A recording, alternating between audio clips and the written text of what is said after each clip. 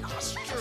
Climb on the magic school bus. Spank a plankton too. On our magic school bus. Drop the river of lava.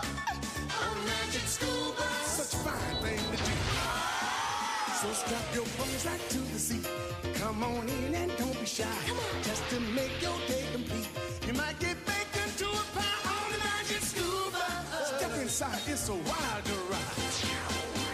Come on, ride on the magic school bus. Welcome, class. We have a very special treat in store for you today. Today we'll be going on a field trip to the mysterious land of Kaylee and Brenna's brain. We'll be visiting these brains twice. Once before the two females attended ECS 1 class, and once after completing the course.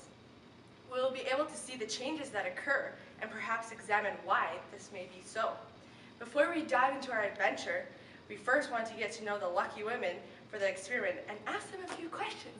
Let's go! Okay, so now we are going to ask you a few questions about race and gender. Do we have to answer these questions?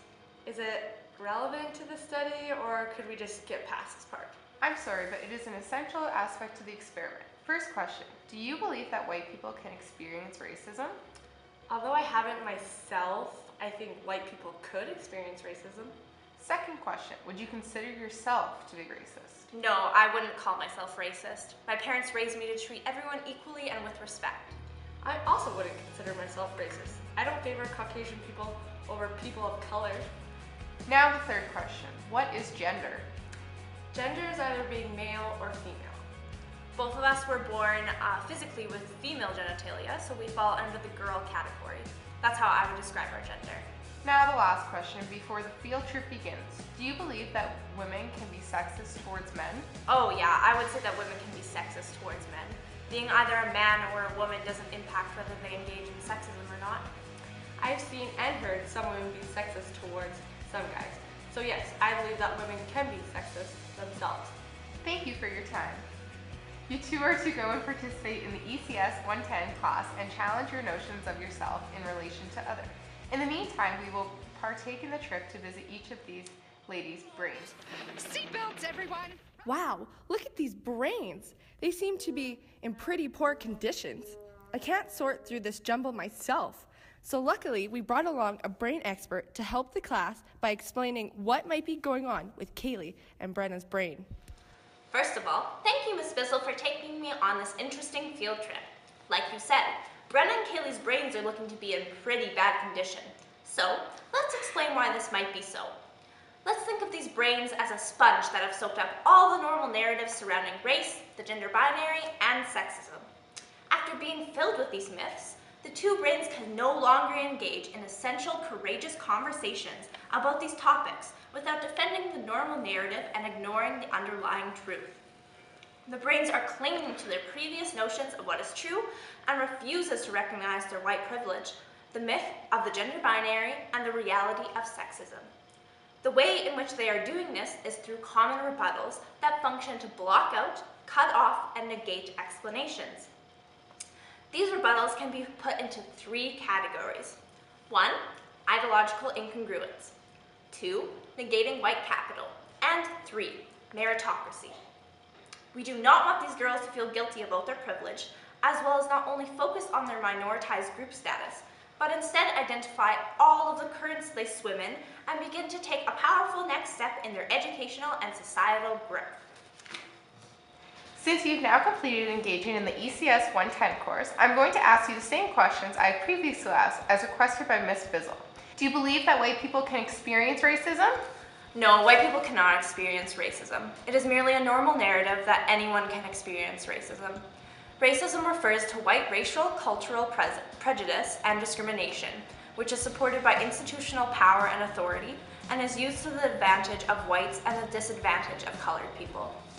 As D'Angelo explains, yes, white people can have problems and face barriers, but systematic racism won't be one of them. This distinction between individual prejudice and a system of unequal, institutionalized racial power is fundamental. Would you consider yourselves to be racist? Saying that I was taught to treat everyone equally and with respect is a common rebuttal to avoid recognizing my white privilege over marginalized and minoritized groups. Racism is a systematic oppression, and my whiteness is dominant in this system. As we are the dominant group, that being the white race, we are taught to see our perspectives as neutral, objective, and representative of a universal reality. We assume that people in the minoritized group share our reality. However, this is false. What is gender? The normal narrative suggests that gender is determined by genitalia, and that people are either solely a man or a woman. As Martino states, such relations and identifications can be understood in reference to a biological sex body.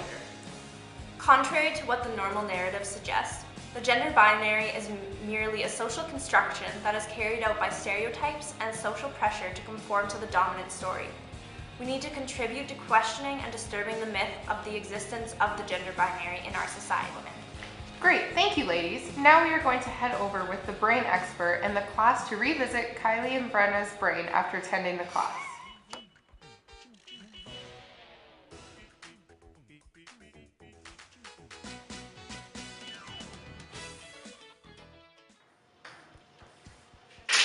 Wow, these brains are much improved. They have clearly realized that minoritized groups do not share the reality or normal narratives that the dominant groups cling to. They now know that this assumption imposes the dominant group's views on the minorities, prevents the dominant from learning more about their perspectives, and invalidates the oppression they experience. By attending ECS 110, you can tell that they have taken on the responsibility for re-educating themselves and working to change oppressive systems. Wow, kids, that was a great field trip. I'm glad we got to follow along with the two girls as they underwent a personal journey of exploration and growth.